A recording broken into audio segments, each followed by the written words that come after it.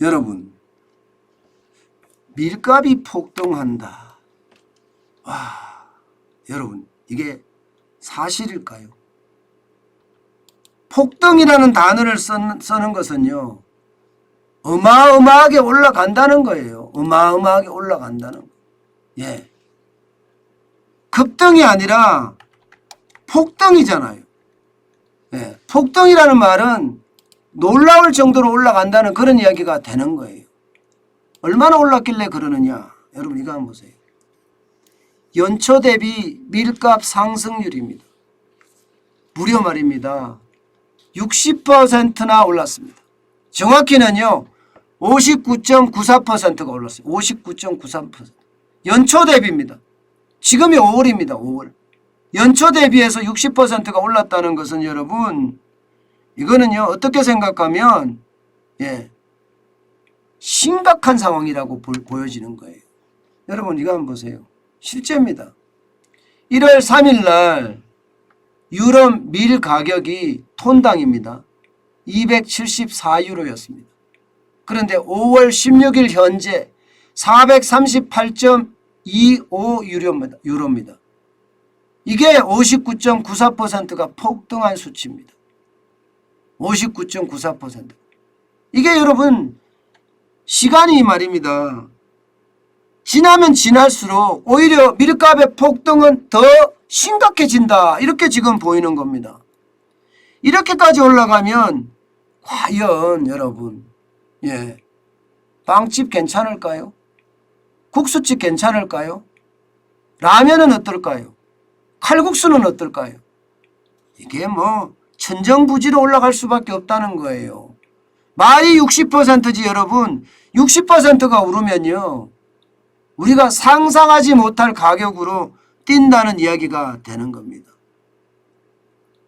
이게 유럽 밀 가격만 이렇게 올라간 것이 아니라 국제 밀 가격도 지금 연초 대비하면 적어도 40% 이상은 다 올라갔습니다. 게다가 인도까지 밀 수출 금지령을 내렸잖아요. 이렇게 되니까 여러분 시장의 위험은 굉장히 커질 수밖에 없습니다. 여러분 이거 한번 보세요. 이거 한번 보세요. 지금 실질적으로 밀 생산량이 가장 많은 지역 유럽입니다. 당연히. 근데 유럽은 전쟁하고 있습니다. 실제 생산하는 것은 1억 3,650만 톤을 생산해요. 근데 이게 유럽이 어디서 생산되느냐? 주로 말입니다. 우크라이나, 루마니아, 카자흐스탄 아니면 러시아 이렇게 생산되는 거예요. 이게요. 이렇게 생산되는 겁니다. 그런데 여기 전쟁 중이죠. 생산이 아무래도 더뎌질 수밖에 없고 심지어 말입니다. 파종도 제대로 못하고 있습니다. 그 다음이 중국인데 여러분 알다시피 중국은 1억 3,500만 톤이 됩니다. 그렇지만 중국은요. 이게 수출하기가 쉽지가 않아요. 중국 인구도 엄청나게 많거든요. 중국 인구도. 오죽했으면 인도가 점유율이 14% 정도인데 1억 850만 톤인데 이게 수출 금지령을 내릴까요? 수출 금지령. 러시아는 800만 톤이에요. 러시아는 800만 톤. 미국은 4,705만 톤이고요. 캐나다 3,300만 톤. 이렇게 말입니다. 지금 보시다시피 유럽, 러시아, 그 다음에 우크라이나 전부 난리거든요. 게다가 여러분 인도는 지금 가뭄이 장난이 아니래요. 어느 정도인가 하면요 여러분 새가 날아가다 떨어진대요. 왜? 가뭄의 더위 때문에. 가뭄의 더위 때문에 새가 하늘을 못 나는 거예요. 그래서 새들이 떨어져서 그늘을 찾아서 움직인다. 새들이 120년 만에 폭염이라고 합니다. 120년 만에 폭염. 그러면 인도는요 밀 생산이 진짜 흉년 중에 최악의 흉년이 될 수도 있습니다. 그렇게 되면 진짜 빵집은 어쩌라고라는 말이 틀린 말이 아니라니까요.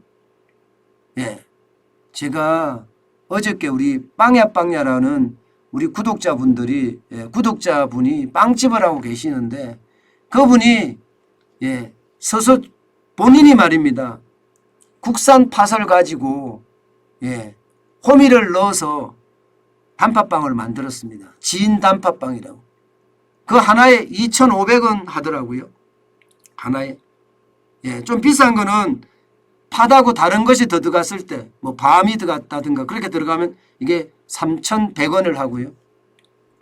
저는 그게 저거 너무 비싼 것 아니냐.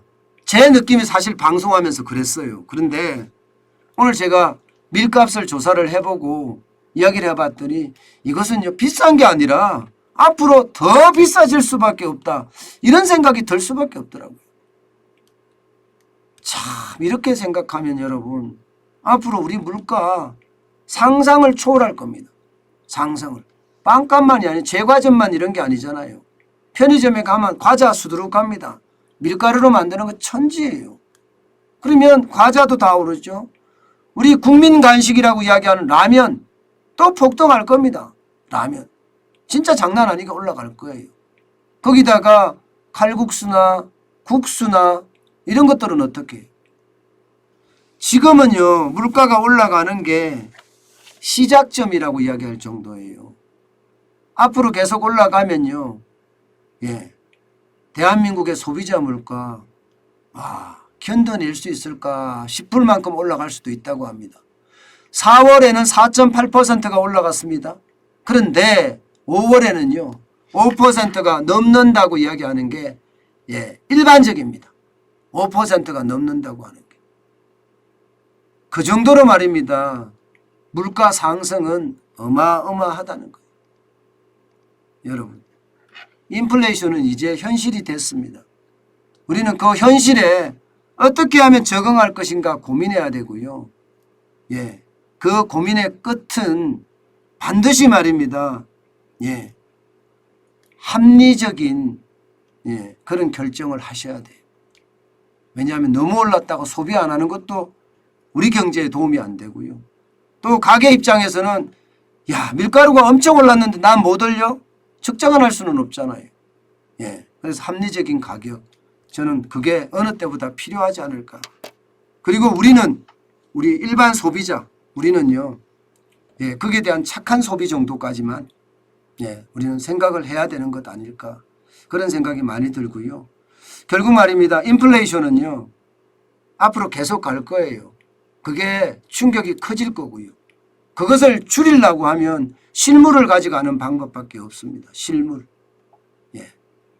왜냐하면 돈의 가치가 그만큼 떨어진다는 이야기니까요. 그만큼 말입니다. 경제 상황이 참 좋지가 않네요. 그래서 좀 안타깝다 이런 얘기 꼭 드리고 싶습니다.